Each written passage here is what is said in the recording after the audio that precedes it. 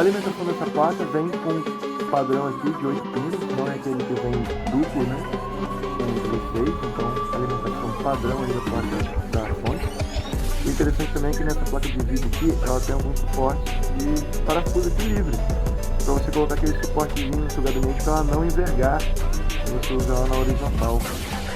Tem alguns parafusinhos vagos, aquele suportezinho aqui, né? E dá aquela altura bacana. Ele vem com protetorzinho e os slotzinhos que ele tem aqui, ó, 3 slots de DisplayPort, um HDMI, todos eles com proteção, e o slot aqui de trás é um aço.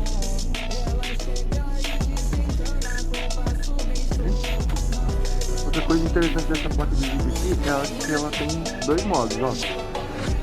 Vamos ver se tá aqui, ó, Performance Mode, Quiet Mode. Pra cá, Performance, do lado escuro, Performance. Pra lá, modo silencioso, com 2 taquinhos de efeito. Mas se você preferir mais silêncio, os computadores também do lado de lá.